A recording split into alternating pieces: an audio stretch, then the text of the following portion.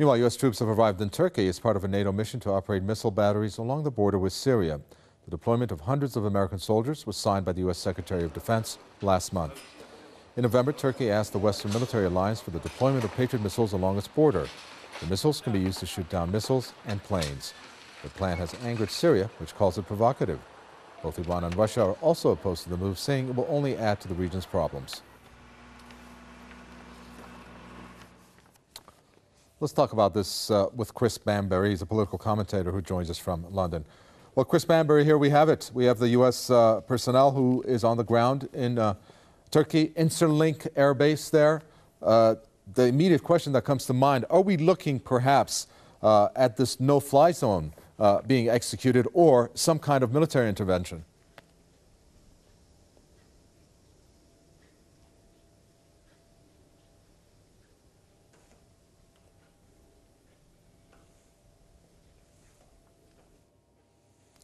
Chris Bambery, if you have us.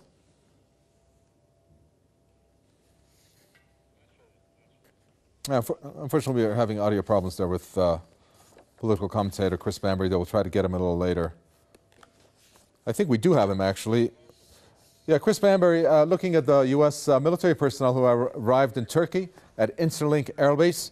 The immediate question that comes to mind, some that have speculated prior to their arrival, is there a no-fly zone that's going to be enacted, the possibility of that, or a military intervention of some kind?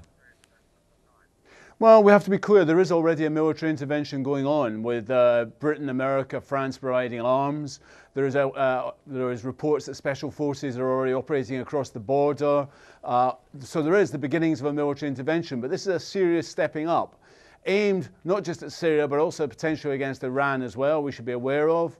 A US presence there. Now the presidential election is out of the way. I think we are seeing a ramping up of this.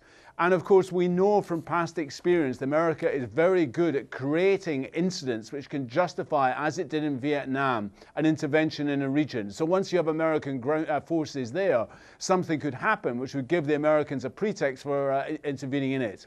But I think it's also clear that the Western coverage of what is going on is so biased now that really are being fed unbelievable stories. This morning I switched on BBC Radio, who reported verbatim opposition figures in Syria saying the car bombs that exploded today in Damascus were carried out by the Assad government.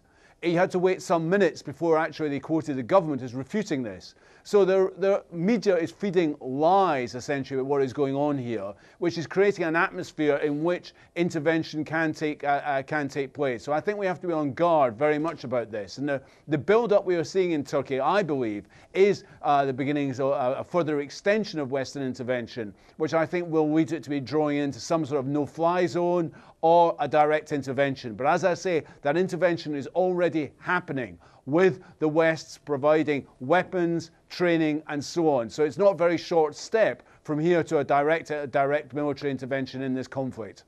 And, you know, it's interesting because I think that, you know, like Turkey or other countries allied together, including, of course, U.S., France, UK, etc., they think that perhaps this is under their control.